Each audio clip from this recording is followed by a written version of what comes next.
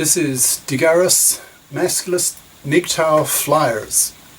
That is 2 3-page essays on the themes of masculism and MGTOW.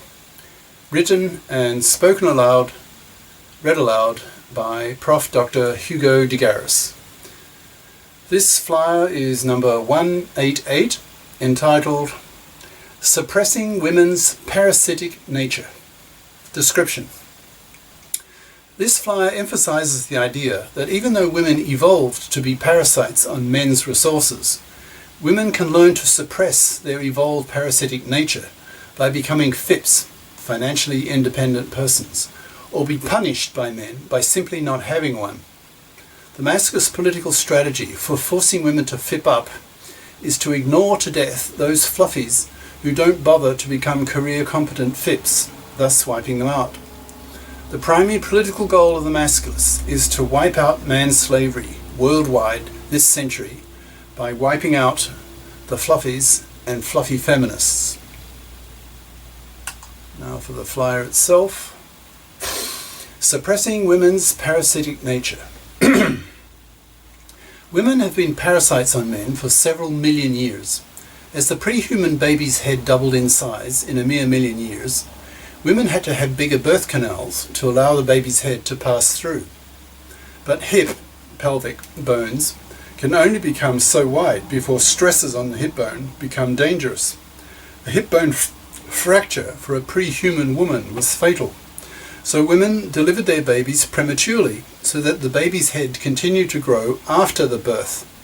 But a prematurely born baby is useless. It cannot feed itself.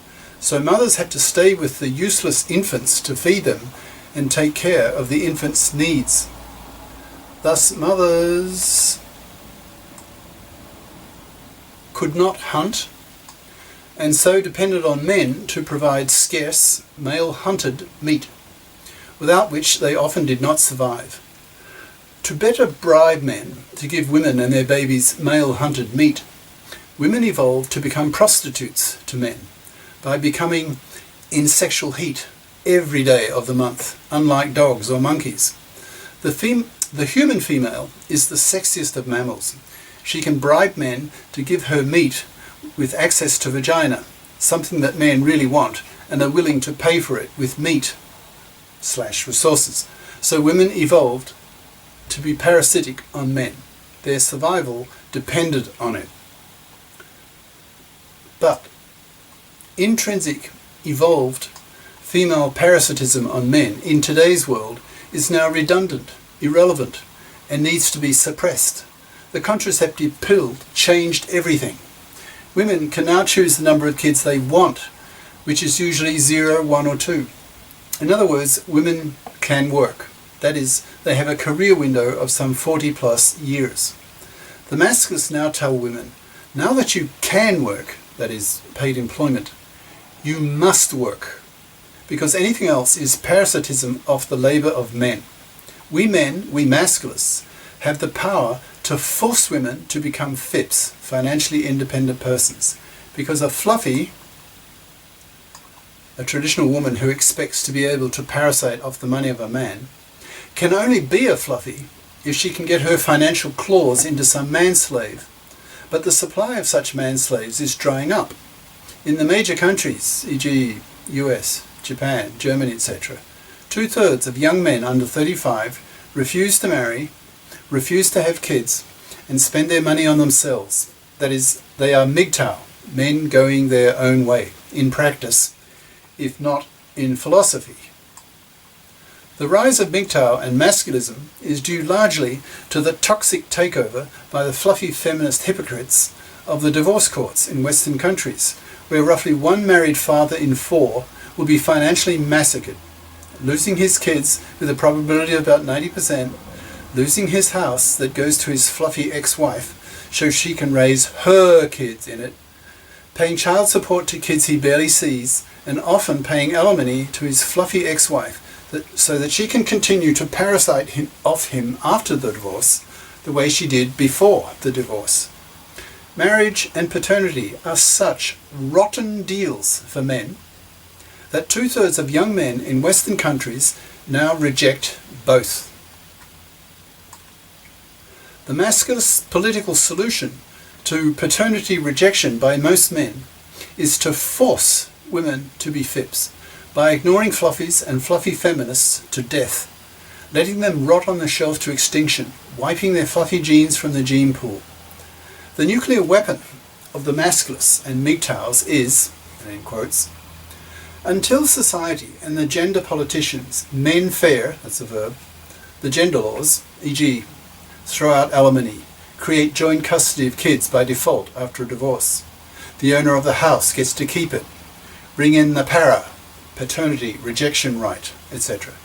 Men will continue to wipe out whole populations by continuing to reject paternity. End quote. Once the gender laws are men-faired, then men will be more willing to be fathers and populations will not be wiped out. This forcing of women to be FIPs by the masculists and MGTOWs runs counter to female parasitic nature. Nevertheless, it's what masculists insist on. Thus, masculist moral pressure and FIP forcing on women forces women to suppress their parasitic nature. Women can do this because the human brain is flexible. It's capable of learning. Women are learning that if they choose the soft option, the lazy, intellectually easy option of studying memory-based rather than analytic-based subjects at high school, then they will almost inevitably become fluffies, studying fluffy crap at high school and university, and thus become fluffies as adults, who then look around for some manslave to parasite upon when their biological clock starts ticking hard in their 30s and they realize their status as fluffy crappers means they cannot afford to buy a middle-class house to raise their kids in.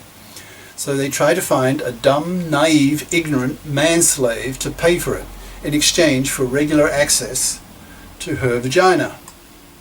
But within a decade probably, the proportion of young men who are prepared to be manslaves in the Western countries will be under 10%, so that women cannot marry and will not have babies. We men have the power to force women to FIP up. We tell women, be FIP or be manless. We men have the power to force women to suppress their parasitic nature. All men need to know this and to use this power to stop women from being immoral, parasitic, manslaving vermin. Cheers. Prof. Dr. Hugo de GARIS. Email profhugodegaris@yahoo.com. Website profhugodegaris.wordpress.com. Ciao.